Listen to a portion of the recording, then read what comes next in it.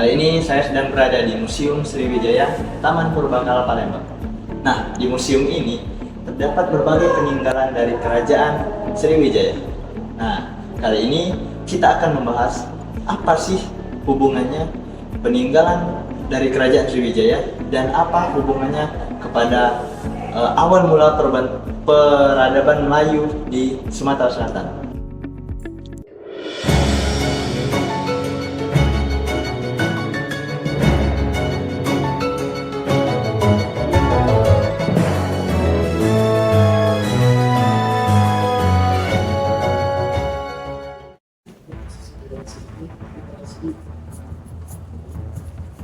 Nah, ini adalah prasasti Karangbrahi.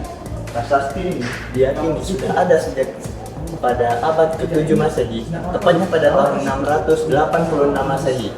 Nah, prasasti ini ditemukan pada desa Karangbrahi, Merangin, Jambi, tepatnya di Sungai Batanghari, yaitu sungai yang merupakan jalur utama perdagangan pada masa Kerajaan Sriwijaya.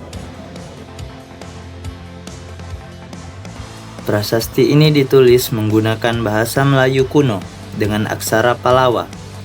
Penggunaan bahasa Melayu kuno menunjukkan bahwa sejak masa pra-Islam, bahasa Melayu sudah berfungsi sebagai bahasa administrasi, politik, dan pemersatu wilayah. Inilah dasar utama mengapa kelak ketika Islam masuk, bahasa Melayu dengan cepat menjadi bahasa dakwah dan keilmuan Islam di kawasan Nusantara.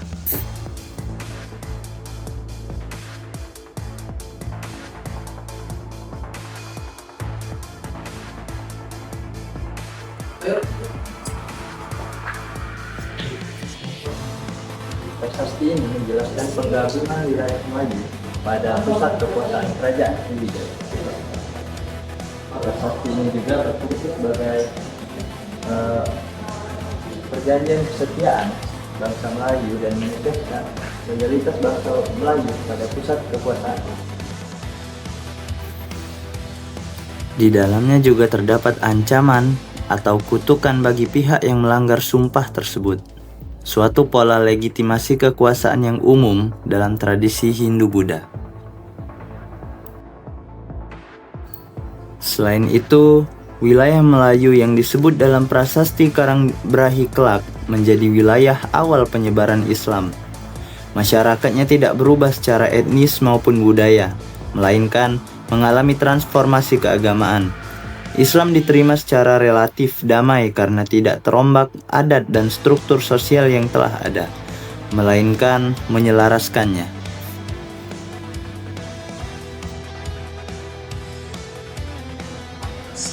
Meskipun prasasti ini bukan peninggalan sejarah Melayu Islam secara langsung, namun prasasti ini merupakan fondasi awal bagi sejarah Melayu Islam. Korelasi dengan Melayu Islam terlihat pada kesinambungan struktur sosial dan politiknya. Pada masa Melayu kuno, kekuasaan berpusat pada raja. Ketika Islam datang, sistem ini tidak dihapus, tetapi diadaptasi. Raja tetap menjadi pusat kekuasaan, namun gelarnya berubah menjadi sultan, dan legitimasi kekuasaannya beralih dari konsep religius Hindu-Buddha ke ajaran Islam. Ini tercermin dalam prinsip Melayu Islam yang terkenal, yaitu adat bersendi syarak, syarak bersendi kitabullah. Prinsip ini menunjukkan bahwa adat Melayu lama yang akarnya dapat ditelusuri hingga masa prasasti seperti Karangbrahi tidak dihilangkan, tetapi diislamkan.